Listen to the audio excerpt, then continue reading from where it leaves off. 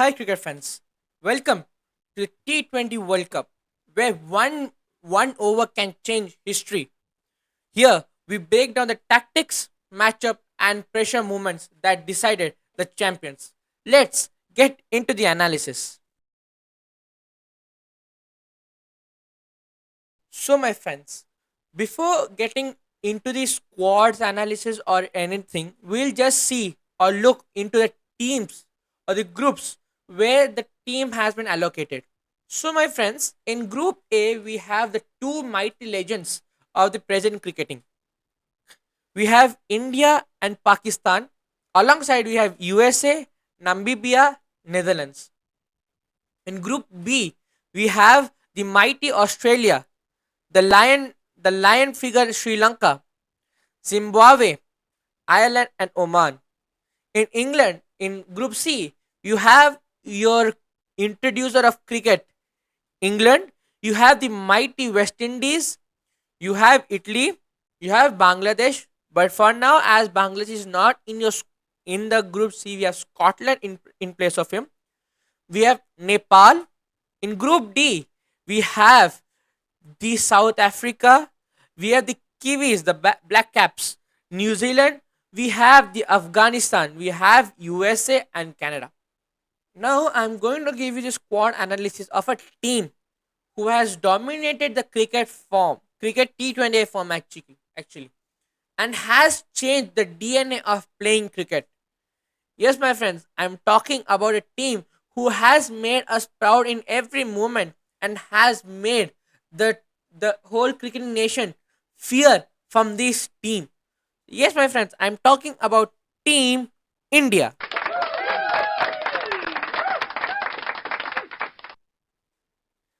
So let's dive in to the discussion.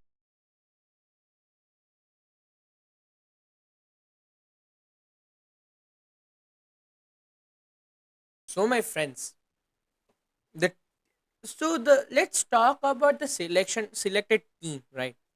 So for the selectors, which I feel that it has been a really easy thing for the team to select, because the team which has been selected, where you have Surya Kumar Yadav as your captain, you have Abhishek Sharma, Sanju Samsung as your first choice wicketkeeper, then you have Tilak Verma, you have Shivam Dubey, you have Hardik Pandya, and you have your new appointed vice captain as Akshar Patel for the T20 World Cup. Then you have Rinku Singh, Jasprit Bumrah, you have Harshit Rana, then you have Ashdeep Singh, Kuldeep Yadav, Varun Chakravarti, where you have two quality mystery spinners, and you have your one more spin all rounder as Washington Sundar, and you have Ishan Kishan too. So this team looks balanced, and for the squad to be selected, it has been a really easy task, as I could say, because they have been performing for India since a quite after the post 2024 World Cup. They have been performing the best they could ever perform. And Abhishek Sharma, the number one T20 batsman that they have, Varun Chakravarti as the number one T20 bowler, you have number one T20I finisher or all round Hardik Pandya in your side also. So where in the team which has three number one players in your ICC ranking, and you have a quality captain like Surya Kumar Yadav and quality vice captain like Akshar Patel. So then for the management, it has been quite a good thing. But yeah, there has been some exclusion of players where the selectors might have thought of them for twice or thrice, which we'll discuss later. So for them the selectors might have thought of twice or thrice. So, but apart from those players, we have the team balanced. We have the players, those who are in a good form. They know their caliber, they know their interest, and they know the play of cricket. So it has been a good mix of playing experience plus uncapped.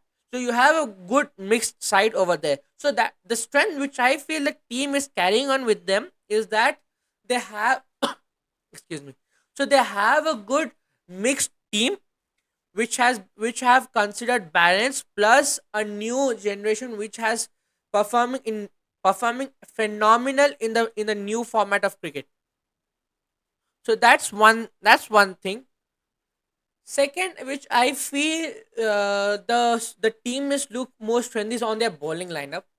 Like player like Jasprit Bumrah, Hardik Pandya, where and Arshdeep Singh, where they could give you those quality eight to 8 overs of pace, and they could bring you those kind of crucial wickets in your middle order, plus in a power play where they can make the players in back foot from ball one for the opponent. So that is a good mix of players where I see that Jasprit Bumrah is going to lead the T20 World Cup pace side in for the India team, which and along with that for backup or for supporting Jasprit Bumrah, you have Harshit Rana, you have Ashdeep Singh, and you have Hardik Pandya.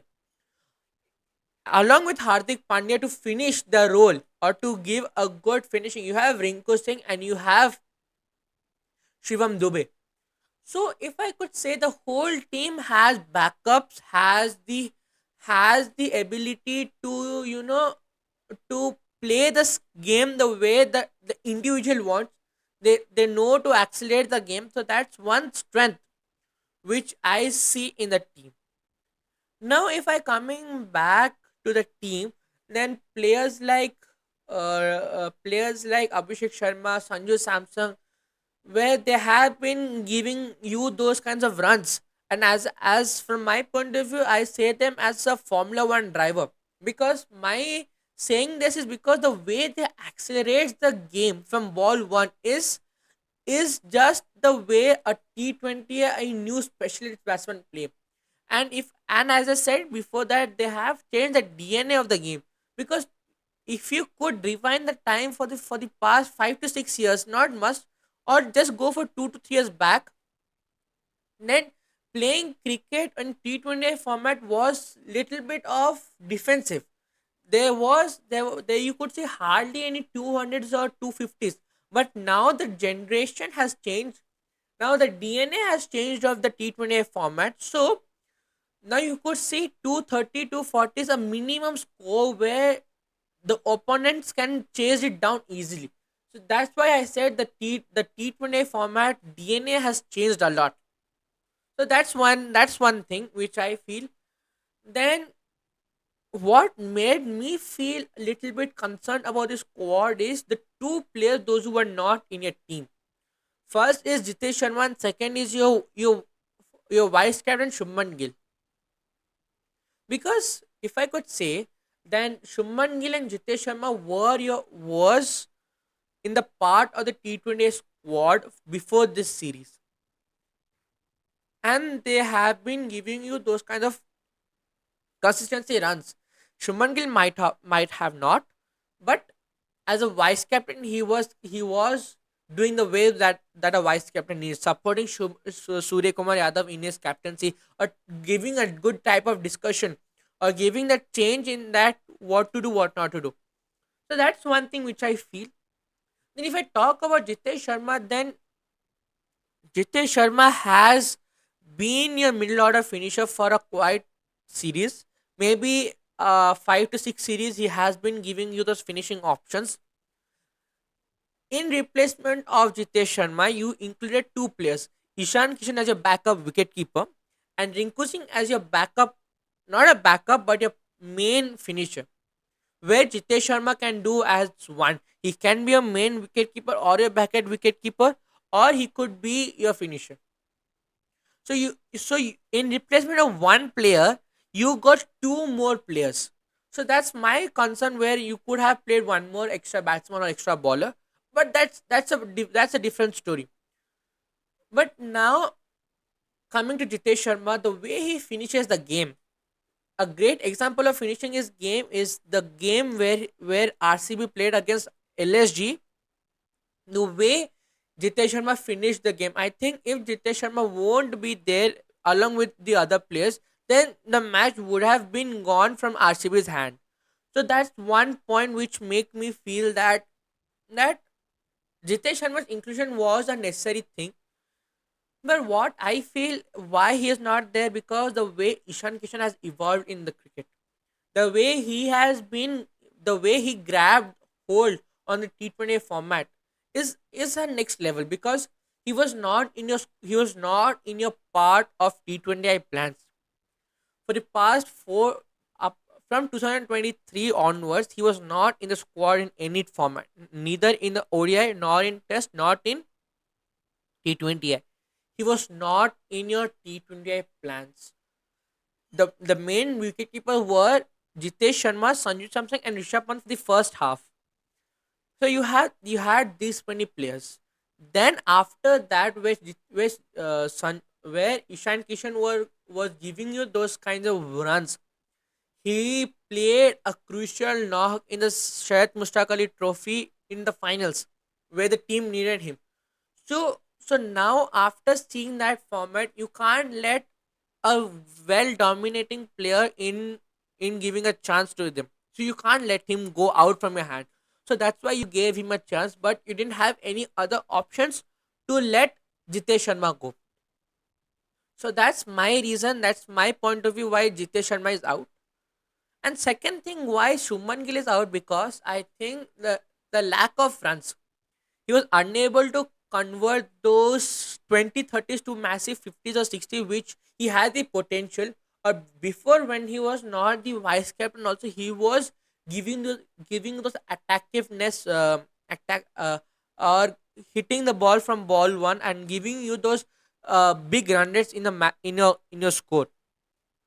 So that has been one thing. Now, as I feel that as he's short of runs, you may have not left him out of. He's not out of form. He's out of runs, as I could say. So that's my two reasons why Jitesh Sharma and Shuman Gill are not in the part. But in replacement of them, they have a quality replacement also. You have Ishan Kishan as a replacement of Jitesh Sharma, who is also playing good cricket in the domestic and in the international. I'm talking about Ishan Kishan.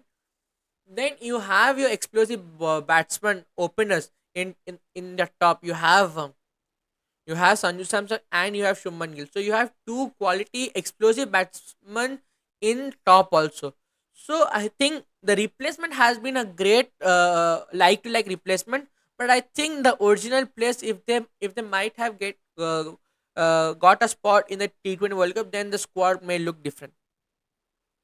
Now coming to one point which I feel has made every cricketing fan a little bit concerned is about the Tilak Varma's form, or Tilak Varma's unfit towards the T20 World Cup or the New Zealand series. Now, my friends, what has happened is, as Tilak Varma is not there in the New Zealand squad, you have made up Shreyas Iyer in place of Tilak Varma.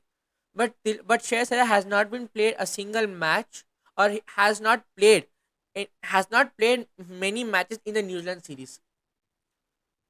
So now that has been one thing. Now, if at all, I don't think Tilak Verma would be out of the T20 World Cup. He's going to come according to the media reports and the media analysis and everything. He's going to be back to play in cricket for the World Cup. If he's not available, what if he's not available? Then who would be replacement of Tilak Verma? Will it be Shreyas Iyer? As you have not, my opinion, it should not be, because you have not given him a chance to play in the New Zealand series. He has not played any match. Maybe today is 31st, as you have your fifth T20 upcoming today, so he may get a chance. So I'm not including this. He may get a chance today to play if Ishan Kishan is unfit, and the team needs an explosive batsman in number three. But now, if I think about the T20 World Cup, then Tilak Verma is your main player. I- Ishan Kishan can be a replacement of Tilak Verma and play at number three, because he has played crucial knocks in number three in the New Zealand series. But your main player is Tilak Verma, right? So you need a good replacement in your 15 to to make a change in the 15 as a replacement of Tilak Varma. Who can that be? Please do let me know in the comments. I think it would be Shreyas Iyer. There are many options they can have, but I think it will be Shreyas Iyer. But for me, if Tilak Varma is unfit for the T20 World Cup, Shreyas Iyer would be the replacement of Tilak Varma, but Ishan Kishan would play at number 3.